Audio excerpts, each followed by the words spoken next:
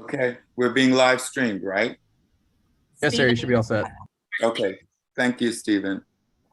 The first item on our agenda, item number 2, Parks Capital Projects approval of the St. Julian Divine Community Center improvement, Twin Smokestacks construction contract, and ICC Commonwealth in the amount of $519,000. Any discussions on this issue? If not, do I hear a motion? Move for approval. Mayor Tecklenburg. Mayor. I was just going to move for approval. I saw Councilman Waring had his hand up. Councilman Waring. Thank you, Mr. Chairman. I would like to ask Ms. Wharton, I guess, about our fund balance. I noticed when we had a lot of discussions on this months back, there's a lot of preservation groups saying that they would potentially anyway, step up to the table to help pay for this. And the only one that I've seen is a little over 108,000 from the Parks Conservancy. Everything else is coming from fund reserves and obviously the stormwater budget over there, or the TIF, I should say, over there. Can Ms. Wharton give us an update on our fund balance? Ms. Wharton? I see Matt Froelich on the call. Maybe Okay. you can handle that question for us, Matt. Absolutely. Amy's actually out on vacation this week. So Councilmember Waring, just to clarify your question, are you referencing the fund balance that exists in the TIF currently? Well, I guess I'm referencing some of them, I guess. That plus just the general fund balance for the city. I know we were getting close to minimums for a while there, and I want to be mindful of our bond rating. Yeah, so we hold our 20%. We're fine there at our 20% threshold. And we do have the funds in the project budget for this contract specifically. And Matt, so the extent of anyone other than the city is just the Parks Conservancy? That I'm not aware of. I haven't been a part of any of those discussions. I would have to defer to the mayor, who he's aware of, that has committed to supporting this. Because I think that's Councilman Waring's question. Right. Well, if I may give a little background, if you look on your agenda, and it lists all those different amounts that make up that project budget of $3,098,000 and so forth. Right. Those were all monies that had been put together some years ago now for the renovation of the Julian Divine Center. And all that work got completed other than the work on the smokestacks. So there's enough money in the project budget to do this part of the project, which our engineers reported was what was needed to bring them into better compliance and make it safer. The most pressing concern from an engineering point of view was these inner liner bricks that had been failing. And so this project gets us to safety, if you will, or a good step of the way there, and is within the project budget. We actually, it's kind of funny, we had it ready for the last city council meeting, and through no fault of our own, but a little technicality, we had to rebid it again. We ended up saving, I'm told, $40,000 in the rebid. That the 519 was less than what the contractor had bid the first time. So we ended up saving a little money. And maybe that doesn't answer your question at all, but I just thought that background might be. It does, Mr. Mayor. It gets to the answer. You and Froelich good with it. Thank you. Any other questions? Mr. Chairman, who was the second? I don't know, but I'll say it. It's been moved and properly seconded. All in favor Item 2, Aye. please say aye. Aye. Aye. The ayes have it. Let's go to item number 3. Move Uh, for approval. Second. Moved and properly seconded. Time for discussion. Any discussion on this issue? Well, I have a, Councilmember Waring's hand again. oh, Councilman Waring? I do. We've had that proposal before council a little bit less than 2 weeks ago for $17 million. And Mr. Rock did a great job, matter of fact, explaining it. And part of it was going to have, I think, potential revenue opportunities that still had yet to be worked out. A week and a half later, we asked him to. I'm sorry to interrupt, but can everyone who's not speaking keep their microphone on mute because we're getting a lot of background noise. Thank you. Thank you, Jennifer. So now we just asked to roll back taxes on an increase as a result of getting federal funds money in. And now we're going to ask the people to increase taxes on a referendum that's going to have a low turnout because obviously the mayor's not up for re-election. Half of council is not up for re-election. So we know it's going to have a low turnout. Do we have a calculator how much taxes would have to increase to pay for this? Is that going to be part of the question? I'm asking. Mr. Froelich, the mayor, I guess I'd ask that of the mayor. Do we have how much millage will have to go up to pay for this? Yeah, it would require approximately a 2 mil increase to be able to issue a $39 million bond. And will that be part of the question that's posed? Well, that's the way it's proposed, no, it would be part of an explanation. Jeremy Cook is on the line and can explain why we ended up crafting it the way we did. There were some legal implications about both stating the amount and or the millage. So if you don't mind, I'll let Jeremy respond to that. Well, before you do that, Mr. Mayor, and my last question, well, I won't say last, but third question is, will there be a list of projects that will be paid for out of this 39 million? Will it be a list of projects on the actual ballot, just like we do with school bond referendums or half-cent sales tax referendums, a list of projects and amounts that's going to be paid for out of this? So that was not our intent to answer the question. You know, we did have the list of projects presented with the master plan that totaled, I think, $114 million. So right. The intent is that this first installment, if you will, or one way of funding all of those improvements, this would be a component of that. There'll be other ways to fund the whole list, but the anticipation is that the 39 million would fund items off of that larger list that was presented with the master plan. Yeah, I understand the broadness, but the referendums that I've been involved with over the decades usually have a list of projects. I'm on a larger level. So anyway, I mean, those are just yes or no questions. You've answered them, but right. But I'm willing to listen to Mr. Cook. Mayor, and we've had this discussion. You know, of course, I support our parks and trying to get the dollars for it.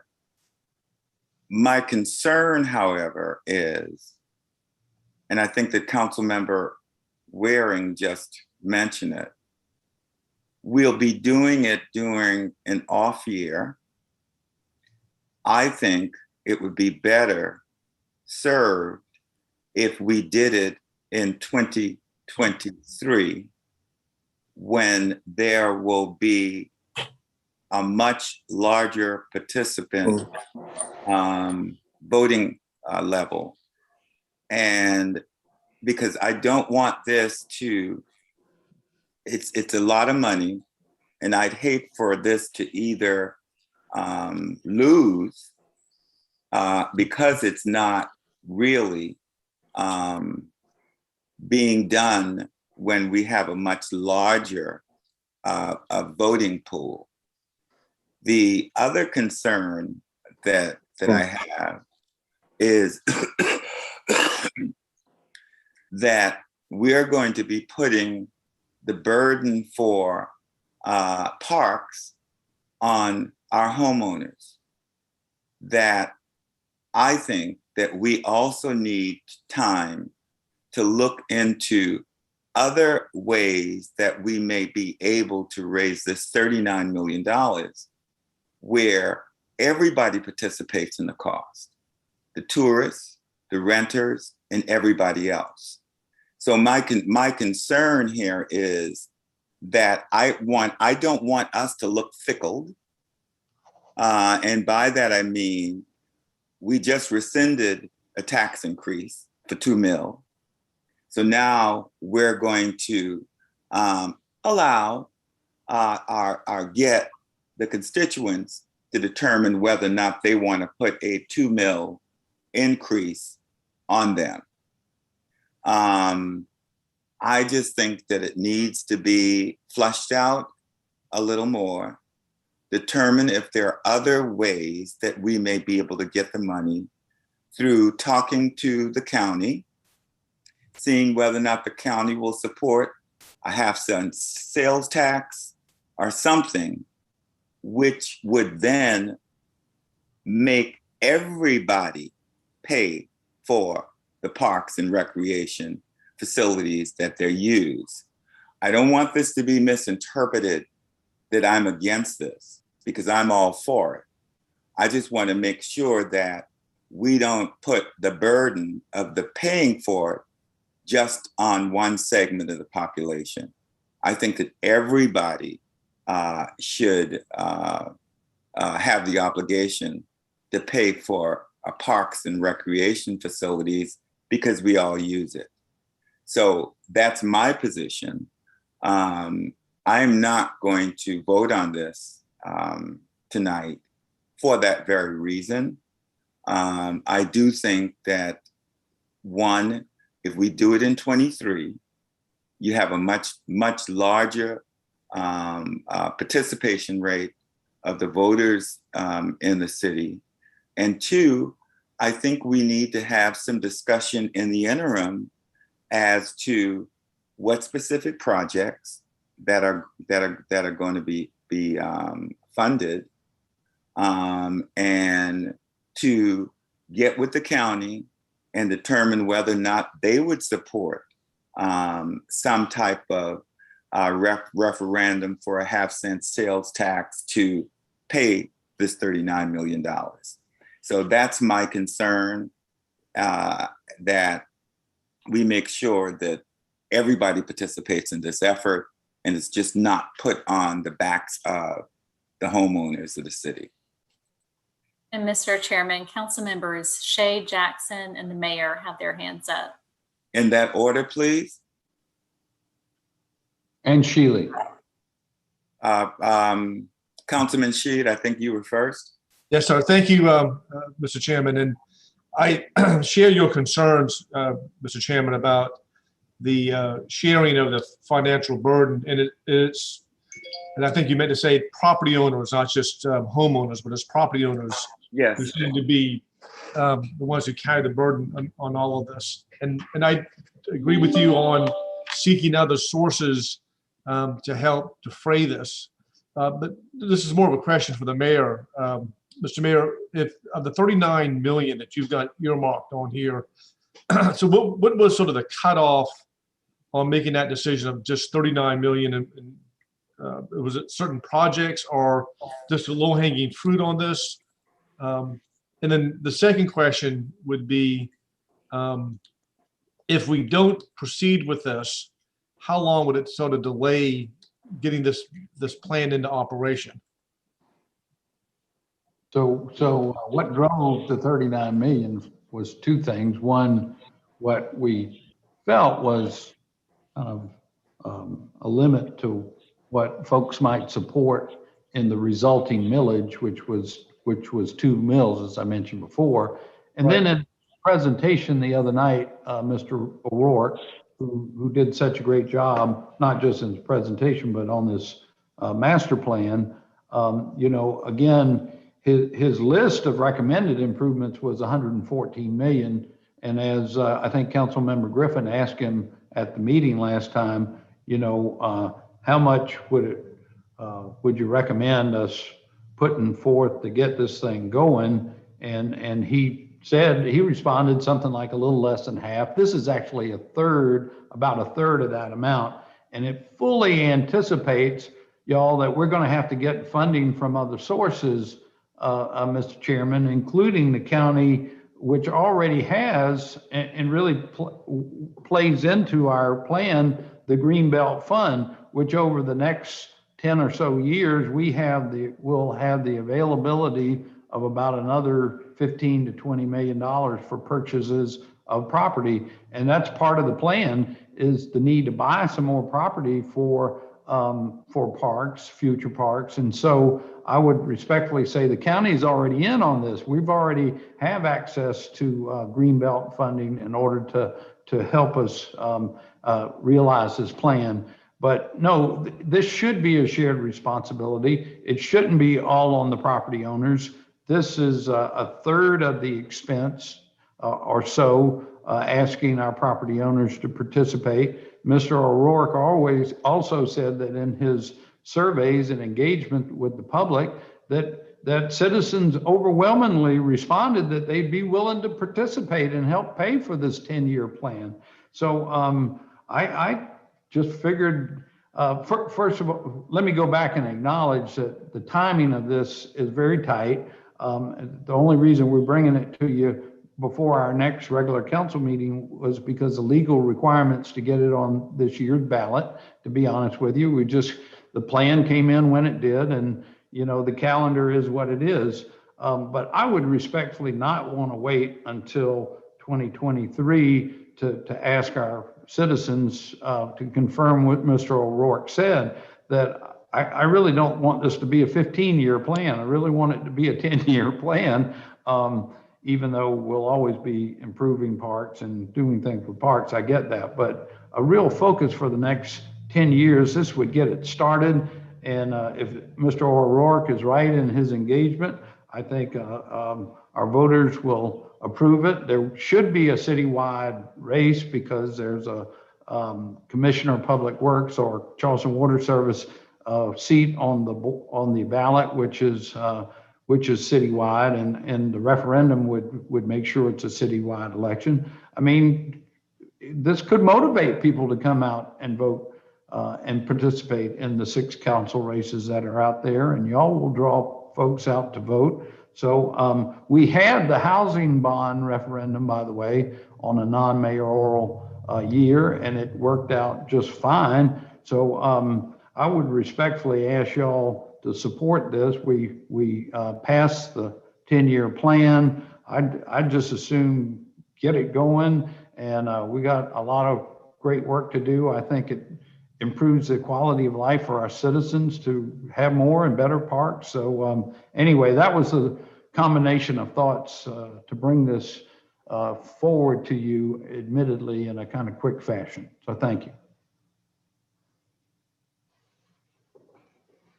Next was Councilwoman Jackson, Councilmember Shealy, and then the mayor. In that order, thanks. Thank you, Chairman. I wanted to make sure, as Councilmember Sheed just said, that if we would go forward with this referendum, and that it would be approved by the voters, that the property tax under consideration is just that. It's for all property owners, commercial investors, which ends up coming back on rental tenants, because usually the landlord passes through taxes to renters. And I also share some of the stated concerns about the potential for low turnout in an off year. I both you and I, Mr. Chairman, represent districts that are part of the James Island overall checkerboard of citizens that live in the city jurisdiction who would be voting on this, but we're interwoven with the town of James Island and county unincorporated. And I know from the report and from the master plan that James Island is the beneficiary of probably more parks as a percentage of the whole city than a lot of the other boroughs. And I'm worried that that would not play well in terms of support for adding a tax rate, however we would decide to pay for the debt on a bond like this in jurisdictions that are already pretty happy with the parks that they have. I literally just put the link to the master report on Next Door Neighbors over the weekend as an information item. And it already generated some, conversation about, well, why should we be asked to pay more? Because really we just need to be able to get to the parks that we have. And I do think that connectivity is a huge part of, what we're trying to accomplish. So if this goes forward, I would certainly be trying to encourage citizens, to be favorable to the idea of, we have pocket parks, we have a lot of parks that we might be able to, theoretically get to, but we can't walk or bike. And so I think we do have that as an opportunity, but realistically, it's a minor cost. And maybe we should take that on before we do anything major. The other question that I had of either Matt or the mayor, whoever is, do parks acquisition and improvements come under the definition of municipal improvement districts? So can we expect that will be another source of revenue to pay for these capital costs? That answer would be yes. And so, for example, on Johns Island, if our municipal improvement district goes into place, and again, it's making up that delta between 39 million and 114 million. Yes, the district would be able to pay for park improvements within the district in Johns Island, as a TIF district would be able to pay for park improvements within those TIF districts. So it's like anything else we do where we got a big ticket, we got to split it up into digestible chunks in order to make it all happen. So the answer is yes. Well, just to finish my thoughts, I am sort of, thinking out loud. I do wish that we had more time to consider this, more time to really, discuss with constituents. I wish that we could have had a special work session as a whole council before we would have to take this vote. I understand getting it on the November 2021 ballot is a time and deadline. Is there any chance that we could take the same vote, defer it now and take it on the 17th, which is our next meeting? I'm told per legal requirements to get it on the ballot, we got to vote by, what date is that, Jeremy? August 16th is when it has to go to the election commission, Mr. Mayor. Yeah, so we'd have to approve it. Now, let me suggest this. Why don't we have a workshop after we know what's going to be on the ballot and go ahead and take the list of 114 and prioritize it and decide which ones we want to prioritize for this 39 million. And we would know that and be able to let our citizens know before they vote on it. That's a good idea. And a follow up to that, then, if we did that and we had a shorter list of immediate needs and objectives, would we have the opportunity to change the number of the amount on the referendum between today and November 2nd? Or once we take this vote now, it has to be 39 million? The way it's worded, you could go down, but you couldn't go up. Okay, thank you. Councilman Shealy. Thank you, Mr. Chairman. Obviously, a lot of things in this recreation master plan for us. I'm also all for Parks and Recreation. I think most of you know I couldn't wait for this plan to get started and completed. But I tend to agree with Councilman Gregory and Waring. And listen, I've got incredible respect for Tom O'Rourke. Some of you know, for a short time, a long time ago, I worked as a parks operations specialist and assistant manager at Charleston County Park. Tom knows how to run great parks, and he knows how to run parks without it being a financial burden to his county or his representatives. But this is a very, very good master plan. But other than this proposed ordinance, I guess I want to ask, have we taken any actions other than this, or is this our first step?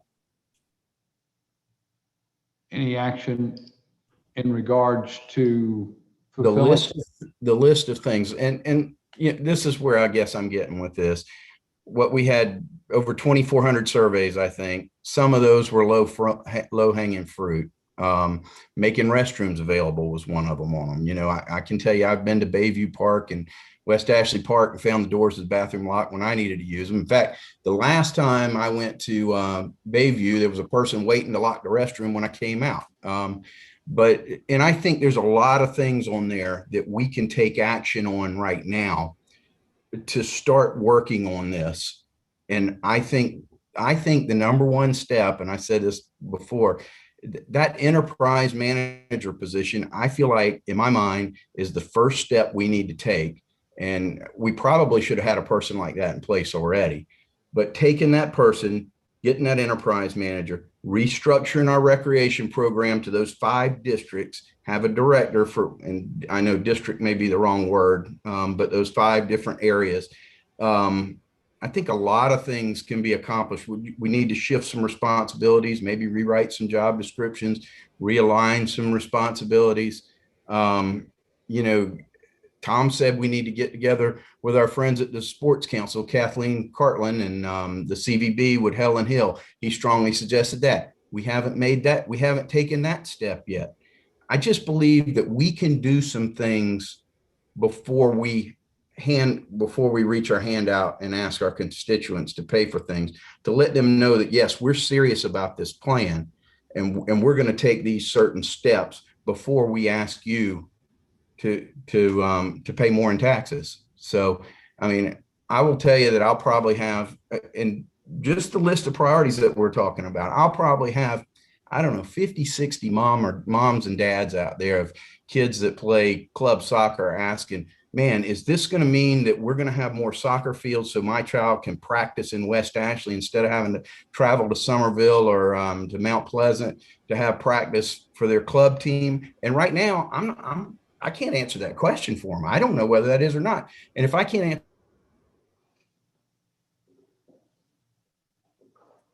Uh-oh. You froze, Kevin. We'll let. And Mr. Chairman, Councilmember Griffin had his hand up as well. Oh, yes. We'll go to Griffin. Councilman Saccharin, did you have your hand up?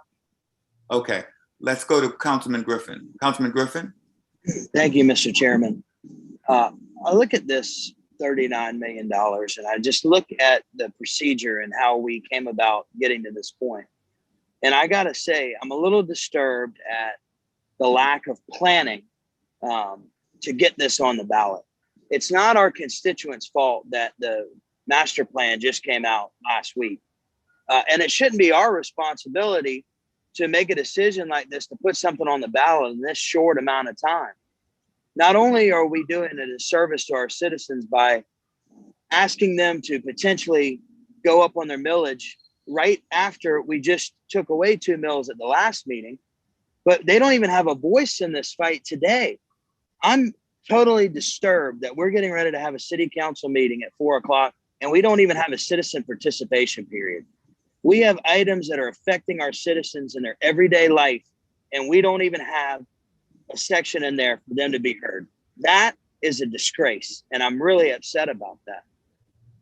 I think if we're going to start talking bond referendums, as much as I am supportive of Parks and Recreation, and I believe that it's going to take several years in order to get these done, but we also have drastic needs in public safety, affordable housing, drainage. Why don't we put all of those items on the ballot and let our citizens decide which one they would rather? If they want to spend money out of their own pocket, let's give them some options, not just throw Parks and Recreation on there and say, do you want this or not? We could definitely go for a stormwater bond or a public safety bond right now. We've got firefighters that are literally going to firehouses and they're standing in water up to their knees. I mean, we've got some serious improvements that need to be made to our facilities and public safety. We have already spent years on all of these reports, invested millions of dollars in reports. We know we have monetary needs when it comes to stormwater. Why don't we put a stormwater bond together and put that on the agenda or on the ballot for our citizens to vote on? I just feel like this is a sneak attack coming in at the last second, no public input. And we're going off of some surveys that were done. I'm telling you, I don't know many people that actually understand how a bond referendum works. And yes, people may say that they're willing to help pay for these parks, but that doesn't mean that they're willing to increase their taxes to do that. A lot of my constituents are saying, hey, we already pay a heck of a lot of taxes. Y'all should be able to get it done with what we pay now. So I'm disturbed that we don't have a public comment period. I think that we should give our people options. If we are ever going to put a bond referendum on our ballot to see whether or not our citizens want to pay for it and raise their taxes, they need to have options. Public safety and stormwater, I think, are the most crucial components. Parks and Rec, we've already said we've got great parks. I know we need to give them some TLC, but we can't expect our citizens to take on that burden right now. Thank you. And if I may, and I'll come to you next, Councilman Shade. Councilmember Shealy just signed back on as well. Okay. There's just one last point I think that needs to be made. In rescinding the 3 million tax increase with a one-time payment from the feds, we're still going to have to find that money in 22. And finally, I mean, COVID is not over. We don't know whether or not within this year, we may have to shut down again, okay? We may have to ask for a tax increase, okay, again, in order to deal with any shortfalls. So just strategically to me, okay, I just think that we need to be a little more thoughtful about what we're putting out there as a referendum and consider what our future may hold as a city. I mean, things may seem fine now, okay, but we don't know what tomorrow will bring with this COVID. We may be shut down again, and we may have to identify resources to deal with the shortfall. So I just think that this is something that needs to be a little more thoughtful. Councilman Shade? Actually, Mr. Chairman, I think Councilman Wasicki had his hand up before me. Councilman Seekings? Thank you, Mr. Chairman. First, I'd like to hear, I thought we were going to hear from Mr. Cook about the reasons why we can't include on this ballot the amount of monies we're going to have to raise, how we're going to raise it, how we're going to pay it back. So can we hear that first, and why we can't put a priority of projects on this? And then I've got a question after that. Absolutely. I'm glad to jump in, Mr. Chairman, if you'd like. Sure, Jeremy. Okay. Yeah, absolutely. Well, good to be with y'all today. So on the question of the millage, it's being sized to what 2 mills is anticipated to allow. So that's where the 39 million is coming from on both the resolution, and then there'd be a subsequent bond ordinance that would come before City Council at the time of the issuance of bonds, if they were approved pursuant to this referendum, as we did earlier this year on the affordable housing bonds, came back before City Council. But in both the resolution and the ordinance, it would be limited to 39 million, or the lesser amount that 2 mills would provide at that time at the value of a mill, and you'd have the benefit of knowing what the debt service actually would be on the bonds as opposed to proposed debt service. But as to the specific question, because it's a general obligation bond, which is backed by the full faith and credit of the city, our view is that you can't limit it in the question to a certain amount of mills, because then you take away the aspect of it being a general obligation bond. So it's going to be sized to what 2 mills would allow, and the resolution and the ordinance would provide for that. And we would do that at the time of the pricing, so you know what the bond interest rate actually is. But the question itself can't limit it, for example, to 2 mills, because it's a pledge of the full faith and credit.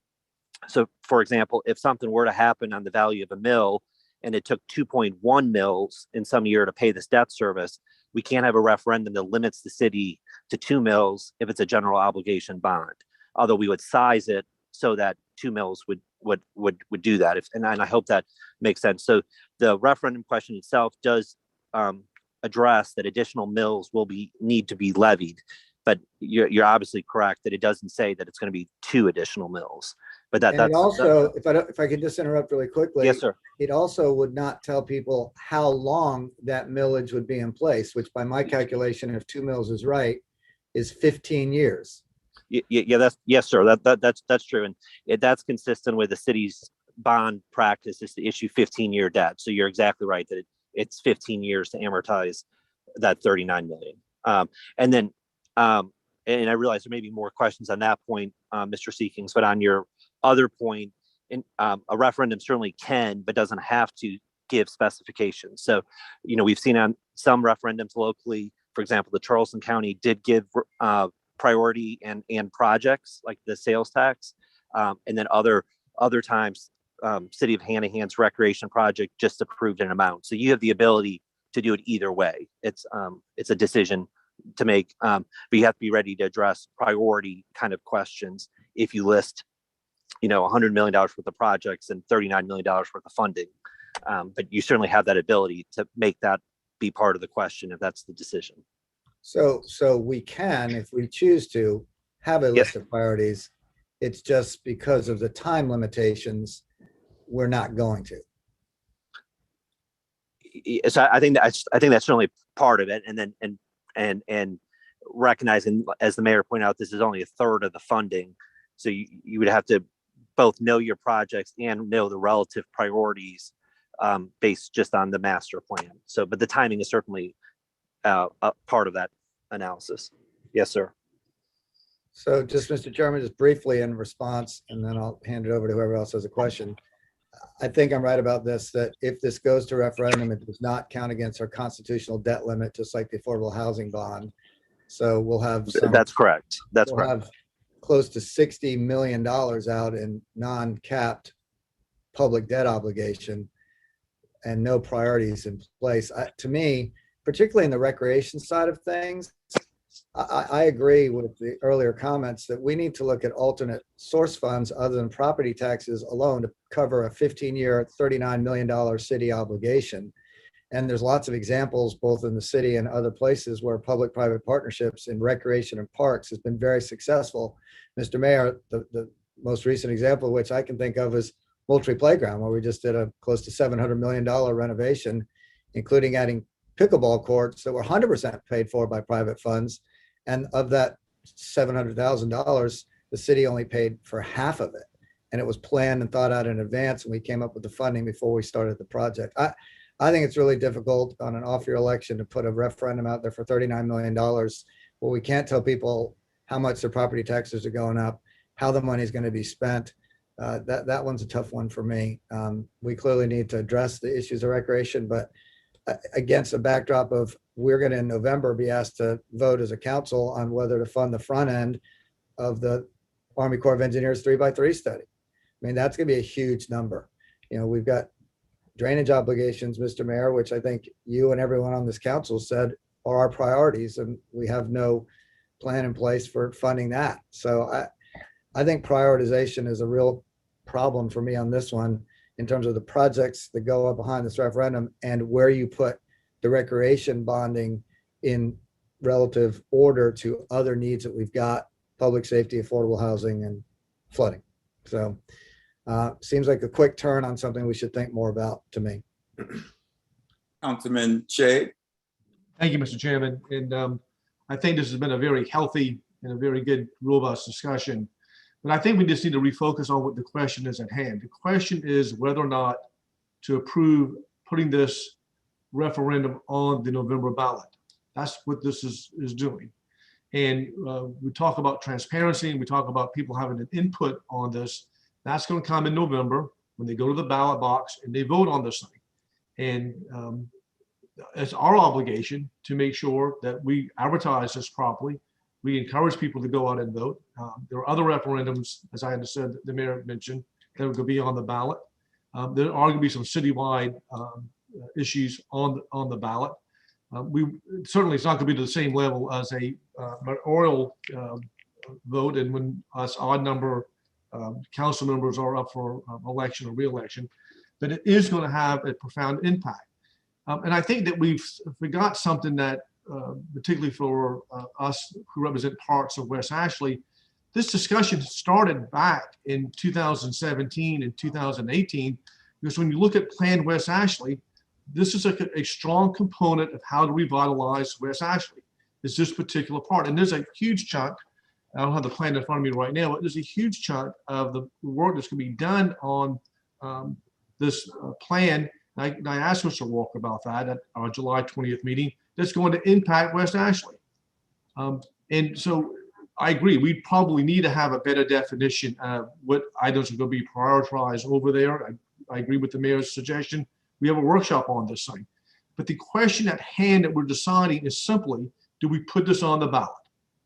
That's it. If we can put it on the ballot, if we can get it on the ballot, then let's put it on the ballot and let the voters decide. Between August and November, we have a lot of ground to cover that we can answer some of these questions that y'all are raising. That they're all very important questions, all very issues I think we need to be addressing with this thing. But let's get it on the ballot and let's see how this takes us. And because honestly, time is important on this thing. If we don't put it on the ballot now, then what we're doing is we're kicking the can down the street and we're going to wait for 2 more years. And the progress that we have lost on this thing is a 2 years worth of progress lost on this thing. So I would urge all of y'all to vote for it. Let's just put it on the ballot. That's all we're voting for to do today, is putting this on the ballot. Thank you, Mr. Chairman. Okay, and I think it's clear that that's what we're doing. Councilman Saccharin. Thank you, Chairman. 2 quick questions. One is it possible to get a list on the November ballot? Can we commit to that, to do that? Is that possible? Number 2, if we vote today to move forward and get it on the ballot, could sometime in the future, a month from now, 2 months from now, could we take it off the ballot? Is there a way to remove it once we vote on it today? I just think I just think that if we did something like that, they'll definitely say we're fickle. So I think that's a Jeremy question.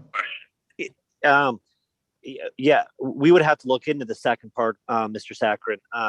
I don't think we've encountered that before, but so I don't know. But I'm pleased to make that a priority to be able to get that question answered. But obviously not in time for what y'all are doing today. And I'm sorry, what was your first question for me as well? I'm sorry. Yes, Chairman. I guess the first question is ultimately having a list of projects for the voters to look at, as they come into the ballot box. And I would disagree with some of the comments about a low turnout. This could potentially help turnout if it's advertised and promoted correctly. So I guess my question, Jeremy, is what is the difficulty in making sure that there is a list of projects on the ballot?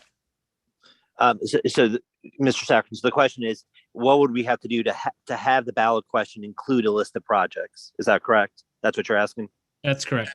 Okay, yeah. So, a part of what the resolution does is set forth the question. So I think if that were to be the determination of council, we would need to provide that question and have that approved by city council pursuant to another resolutions. So if the decision is to have the question be what it is, but provide that information to voters over the course of the next few months, but not in the referendum question, obviously that process could go on after. But I think if the council's decision is we want a referendum question that lists the projects that would need to come back before council and be submitted by that August 16th date. Thank you. You're welcome.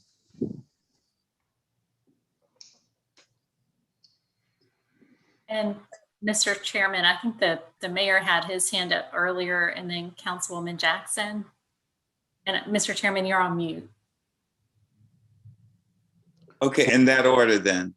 Well, thank you, Mr. Chairman. And I think most of my remarks, I kind of made along the way answering a few of those questions. I would just reiterate that sizable, intensive citizen engagement did lead us here over the last year by way of the plan itself. And we all know this, but per Councilmember Shade, we are just putting this up to the voters. That's the ultimate citizen engagement, is let them decide for themselves. We've issued bonds for recreation facilities before in parks. Councilmember Seekings, that half of the Moultrie Park playground, in fact, came from a city bond, as did the municipal golf course improvements that were made. So, and the Daniel Island Recreation Center that we're getting ready to have the grand opening on, those were financed with a city bond as well. But this one specifically asks the citizens whether they're willing to pay for it. And again, the citizens were engaged. Well, I guess we'd find out by this referendum whether Tom O'Rourke's engagement was statistically correct or not. Anyway, I trust the voters on this, and I think if park improvements is important to their quality of life as I think it is, and as Mr. O'Rourke and the plan thinks it is, then I think our citizens would support it. If they don't, I'll respect their judgment. We'll move on and do the best we can. Mr. Chairman, Councilmember Berry has his hand up. Jackson? Yes, Councilwoman Jackson. I can defer to Councilmember Brady, but I basically just wanted to follow up. If we would put it on the ballot, as the mayor and a few of us, are saying, let the people decide. And if they decide no, then is that an opportunity to have another bond in a couple of years? Or what would be plan B if in November, we didn't have the kind of turnout or the voting percentages that we're hoping for in terms of supporting the plan, as citizens said they have chosen to do. My concern is that I think, yes, citizens support city use of funds for parks and recreation because it's a quality of their own lives, but we haven't given them the opportunity to put that in perspective to some of the other things that are also going to require us to obligate their tax dollars. So that's my concern. I hear from my voters all the time about, they will pay taxes as long as they're convinced that what we're asking of them are viable and desirable uses for the long haul. Sustainability is a huge issue. We've all committed to that over the last many years, ever since you've been leading this administration, Mayor. And I think that's the right priority in one word, but what does that look like in terms of some of the knowledge that we now have as of the Army Corps study, the Dutch dialogues, the drainage study? What we're expecting to have is what we're calling the water plan, as well as the demand on infrastructure that some of the municipal improvement districts will be able to bring forward for new residents. So I'm really torn about this. I love the idea of getting started on the parks. I do think that we would need to have restructuring of our staffing and potentially, new people in place, especially this innovative enterprise leader that would be able to find other resources that, we have not really put together as a government, much more innovative and much more responsive to what the outside investors and equity sources of equity and leveraging could potentially bring to us. I wish we had more time. That's what's really just dragging me down for this. So thank you for letting me speak. Councilman Grady, forgive me for going out of turn. Councilman Brady. You're on mute. Thank you, Chairman. I just wanted to voice my support for this. I think one of the things is at least I've gone around and talked to constituents. One of the things that they voice the most support for is that they would like to see more parks and more recreation opportunities. And that goes for Outer West Ashley, the portion of Inner West Ashley I represent, as well as Johns Island, especially. And I think we need to let the citizens, to Councilmember Shade's point, ultimately tell us if they're willing to pay for it, but we owe it to them when they've been telling us both through the plan and individually that parks are an important quality of life component for them. And I think one of the things, riding around Hilton Head the other week, as you're driving along some of the corridors, you see signs that say, this area conserved from, or this area preserved from commercial development by the town of Hilton Head Island. And, that's a passive park opportunity in Charleston that this can help fund, is to have the city be able to conserve land for enjoyment by our citizens and constrain in development. And so, that's the things that I've been hearing, and I'd like to voice my support for it. Councilman Mitchell. Yes, the same thing I was hearing in my community and the community I represent, and all of the city. Parks. We need to do better with our parks, because we got our parks that really need some upgrade in our areas. And I believe with doing this should help. But I said also giving the community the chance to say yes or no. They can vote yes or no on this if they want to. And that's putting it out to them, because they're gonna have to be paying for it. So I said I would vote for it to give them the opportunity to say yes or no. But I know it's a need, because I know it's a need in my area. But giving them the opportunity to say yes or no, that's what I'm looking at, because we're putting it out to the community, and then the community is going to have to be the one paying for it. The same thing as we did with the $20 million bond when we did it for affordable housing. When I pushed for that also, because the community said they wanted to see more affordable housing. Right now, the community want to see more better parks. They want to see parks upgraded. They want to see it better than it is now in certain areas. And that's what I'm hearing in the community. So I'm going to support it and let the community decide if they want to pay for it or not. If they don't, then they can vote no on it. Any more questions? The one thing that I'd see, Councilman Waring, that I would leave us with is, if we vote for this and it goes through, tax increase, they decided that they want it, okay? Come 2022, if we have a shortfall, and we then have to decide to raise taxes for the shortfall. If I was a citizen and that happened, I would say we were bamboozled. So that's just my take on it, and I think that we just have to be careful. Councilman Waring. Thank you. Mr. Mayor, when you and Councilman Mitchell, with all due respect, when you bring up the first housing bond and you compare that to the recreation bond for Daniel Island and for the bond that came out of to help with the park, Maury Park over there. In every instant, we didn't have to raise taxes to do that. In every instant, we didn't have to raise taxes to do that. We didn't have to go to the public to ask them to raise taxes, because we were not. We already have a deficit. We have a deficit going into 2022 budget planning right now. And you say, why?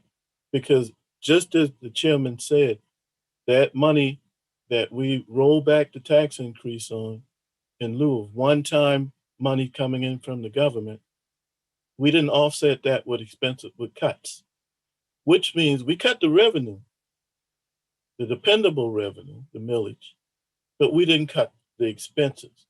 So as we go into planning 2022, and some of this, with all due respect, is experience in having done budgets. Councilman Brady, I hear you on your constituents. Believe me, my constituents want parks too. I want everybody to get good parks. You know why? Because we all share them. The constituents are already being taxed for parks. That's where the half-cent sales tax money, that's where the green space money comes from. That's why Charleston County park system, Mr. O'Rourke being the executive director at the time, they used to come out with individual bonds. And then they too joined in with half-cent sales tax because everybody shared in the cost. Raising taxes, and I sure hope the Madam Clerk put this in the minutes. Raising taxes during a pandemic is horrible. And putting the question on, that's all we're doing, putting the question on, respectfully, Councilman Shea, it's much more than that. We're not doing it with the transparency of we're raising taxes, knowing that this mayor and council is entering a plan year 22 already in a deficit. Now, the last millage we rose back, I thought it was 3 mil, but maybe it was 2. Mr. Froelich, am I right in that the maximum amount of taxes that we can increase in any one year is 6 mils?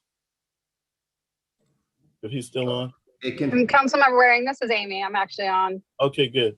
Thank you. It depends. We get a new calculation every year from the state. So right now, yes, it is 6 mils, but it could be, it might be a little bit different after we get with the cost of living increase in the population. It just depends. All right. Now we've already, so 2 mils would be committed on this. We have not we have not given pay raises to our employees. Okay. In a very, very difficult year, in a pandemic year, we need money. We need our employees. We need money for drainage. We need affordable housing. And yeah, we want, and I agree with that, we want great parks. But as Council Lady Jackson said, we already have great parks. And I think when it comes to pay raises or maintaining our talented employee staff, I think that comes ahead of this.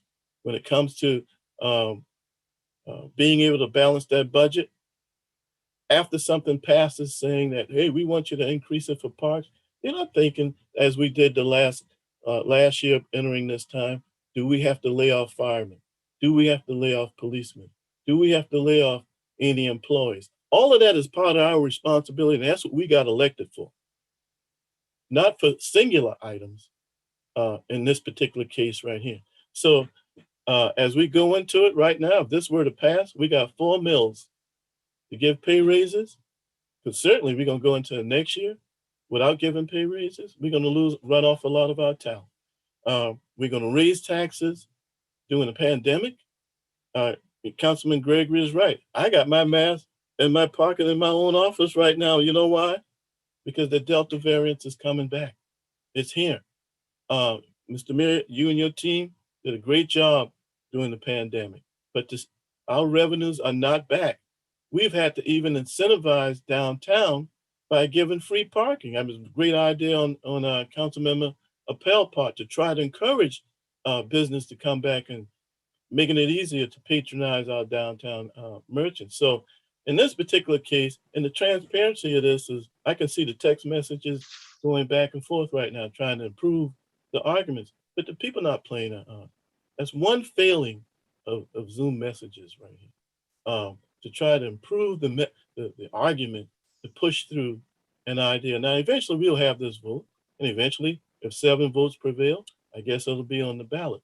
But to put it on the ballot, not giving the taxpayers transparency and just how much it's costing the taxpayers is abhorrent.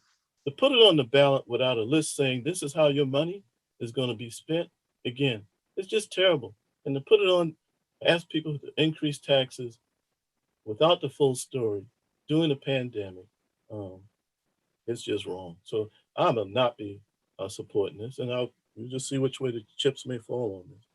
Councilman Shealy,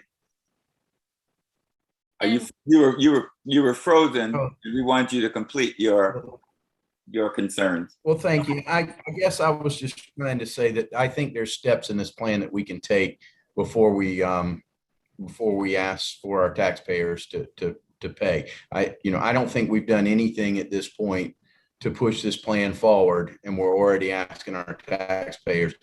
We need to prioritize, but we need to take the things that we can do in this plan right now to show that we're committed to this and get it started, get it rolling. So that's what I was trying to say. I just don't think we're ready yet. Thank you. I think it's time for the question. Sir Chairman, Councilwoman Del Chapo has her hand Oh, up. I'm sorry. Councilmember That's Griffin. okay. I was just gonna say that I don't really have much to add, but I agree with what you chairman have said, and council members Waring and Seekings and Shealy. That I think you can go out and you ask people, don't you want more parks? And who's going to say no? We all want more parks and, more amenities. No one's going to say no to that. And, I would be guilty of this. I'm not trying to, dumb people down or anything like that. But if somebody said to me, would you be willing to pay for it? I'd be like, well, yeah, sure. I think it's completely different once the rubber hits the road and how it's going to be done. And I just second those statements that were made. And I think, my folks in my district, they don't have a reason to come out in November. Yes. If there's a referendum, but let's be honest, that doesn't bring a huge draw. That's not something that gets really top of mind of people, or a commissioner of water, jumble in the name. With all due respect, and again, not trying to disrespect the process or anything. That's just the reality of the situation. And I agree. You can't last week say we're going to take away the 2 mil increase, and now this week, hey, do you want to bring it back?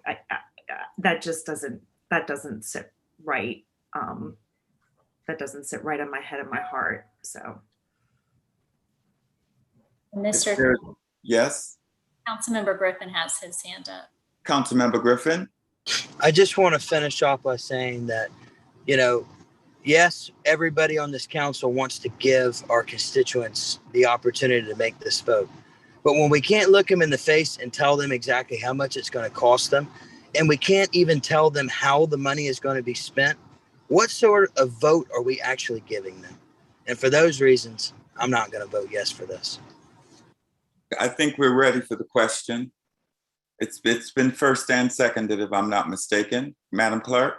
Yes, sir. There is a motion by Councilmember Brady, seconded by Mayor Tecklenburg. Did you want to do a roll call vote? I think so. On this one, please. Yes. Are you ready to call the vote? Yes. All right. Councilwoman Del Chapo? nay. Councilmember Shealy? Nay. Councilmember Saccharin? Nay. Councilmember Mitchell?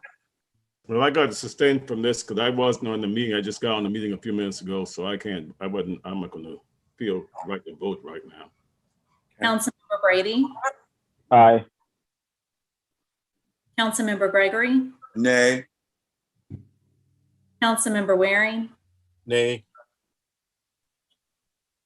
Councilmember Seekings? Hey, That's it. Councilmember Shade? Yay. Councilmember Griffin? Nay. Councilmember Appel? Yay. And since I didn't comment, I'll just say it sounds like we've got a champagne taste on a beer budget around here lately. Councilwoman Jackson? No. Mayor Tecklenburg? Aye. The motion fails. The motion fails. Right. Yep.